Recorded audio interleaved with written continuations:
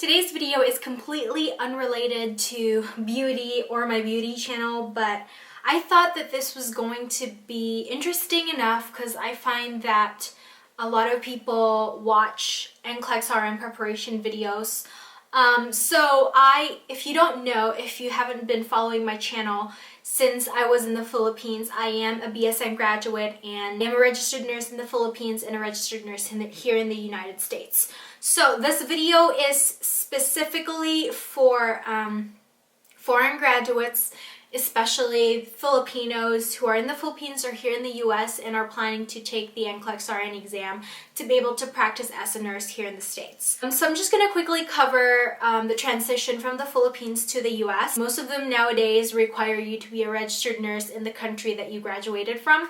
It's completely different preparing for the local licensure exam compared to studying for the NCLEX-RN exam because they're two completely different tests. You have to start from scratch. From the Philippines, I would highly recommend that you go for an internationally known review center rather than just the local ones. I'm not bashing the local review centers, or I'm not saying they're not good or whatever. From my experience from the local review center that I went to before I got here, it was very vague. There was no structure. It didn't even dive into what the NCLEX was about, how the questions are going to be asked, how the NCLEX test structure is.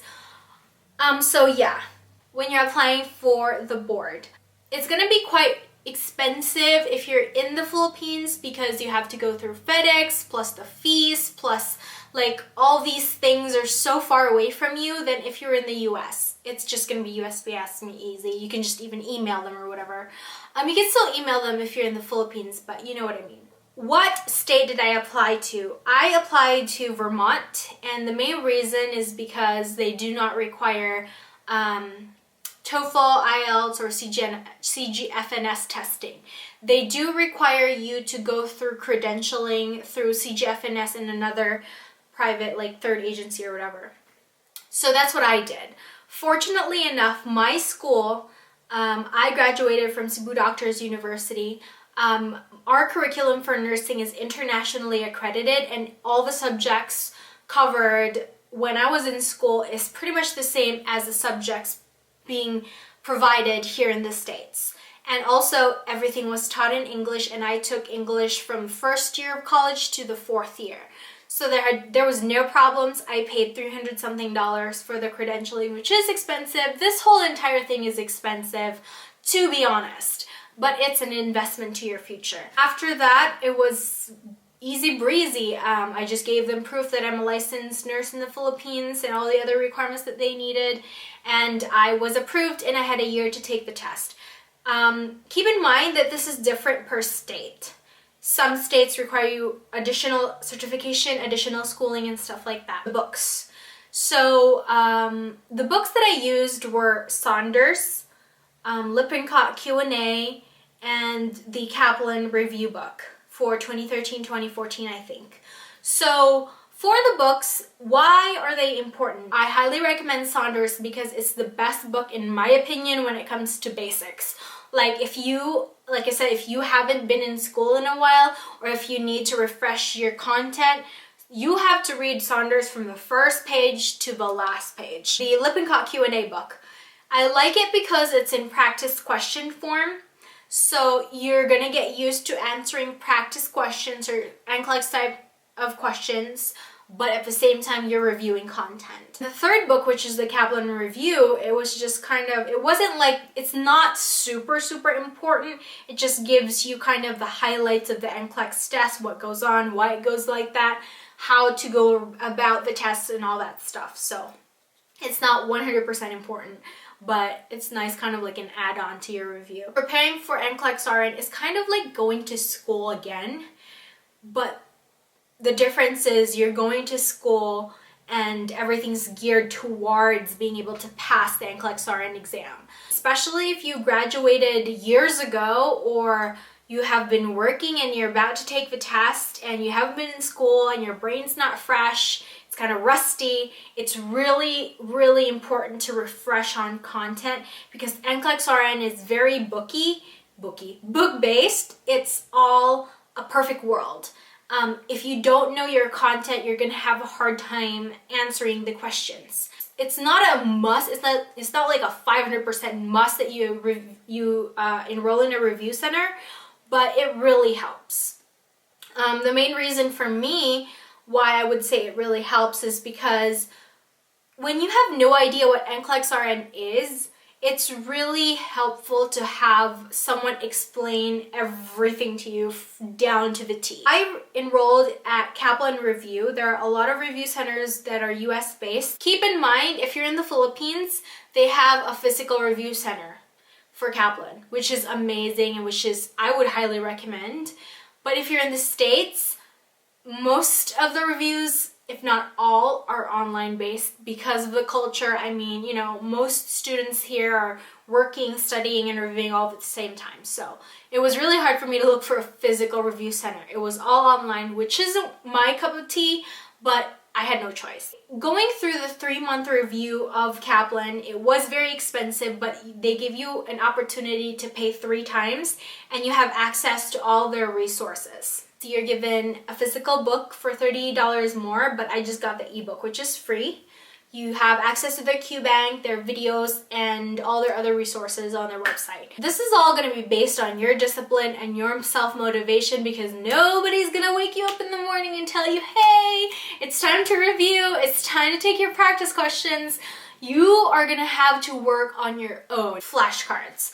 So I'm the type of person who really likes to repeat everything for me to really kind of like memorize it or know it by heart or whatever. And also I learn faster if I write it down or if I read it out loud. Even when you're working, you can just easily kind of go through all these things. You don't have to flip through your books. And also when you're reviewing, you forget something, you can just easily flip through them. So I have the really important stuff like pharma stuff, like classifications and just the really important details about each classification. I have acid-base balance, normal lab values, fluids and electrolytes and all that good stuff. So it really helps if you kind of make these cue cards. To me, in my opinion, it really helped me. The next one is making a schedule like this. So this was based off of my 3-week crash review right before I took the test. I'm not saying that you should cram, but once you've prepared, it really helps to just kind of refresh everything. That way it gives you a boost of confidence when you take the test. This 3-week schedule covers 3 aspects, which is basic, like fundamental content, then nursing content basically, and then there's pharma content, and then practice questions. So there's no time. I don't put time because I want to motivate myself based on the content I cover. And I arrange them related as like they relate to each other. Like for example, fluids and electrolytes, acid-base balance, normal values, lab test conversions. These are all the basics. It's just a really great guide for when you're studying. On the last day, like the day before my actual test, I did not study, I didn't review. I just went out, relaxed, and this was something I learned when I was reviewing for my local board exams. On the last day before taking the test, we weren't studying, we were just eating, talking, and just relaxing, you know. That way you're fully prepared and well rested, and the night before you have to sleep early, hydrate, eat healthy. Moving on to the test itself, or on the day that you're taking the test, I suggest that you don't drink lots of water. You can drink lots of water the night before and then make sure you pee in the morning. That way you're not going to be taking a lot of breaks just to pee. Don't eat any dairy products. Don't eat a super heavy fried breakfast. Just kind of like a granola bar or maybe a toast or something light but fills your tummy. That way you're not going to be hungry. Because when you're taking the test, you're given 6 hours to complete it. And in that 6 hours, you don't want to waste time going to the bathroom and going back, because through that process, you're going to be like doing fingerprint checking and all that stuff. So it's not just going to be like, oh, 1 minute to go to the bathroom and then I'll be back. No, it's probably going to take 5 minutes. Next thing you know, it's already been 6 hours. You're going to have butterflies. You're probably going to start breathing heavily. Your heart's going to pump really fast. but try to just relax and tell yourself that you've prepared for this, you're confident, you have prayed that He will give you strength and focus to be able to answer the test. Just breathe in, breathe out, and just do that exact same thing once you're seated in front of the computer, and just keep telling yourself your name with a RN at the end. And also just keep telling yourself that even though this question is really difficult, I am going to try to answer this as best as I can.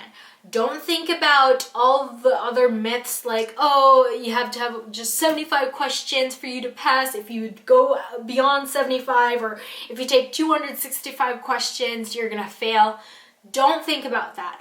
All you need to think about is just answer each and every question as best as you can, to the best of your knowledge, based on what you've learned, and you should be fine. And that's it for my NCLEX review tip and tricks. I hope that this was helpful. I really wish you all the best. Also, I like to give a shout out to Simple Nursing. He's like this awesome dude on YouTube that gives you like beautiful videos on nursing content and NCLEX content, and it really helped me when I was reviewing, so I'll link him in the description box. Go ahead and check it out if you're reviewing, or if you just want something to kind of refresh your content, even if you're working already or whatever. Go ahead and check him out, and if you would like, you can always tell him that I sent you there.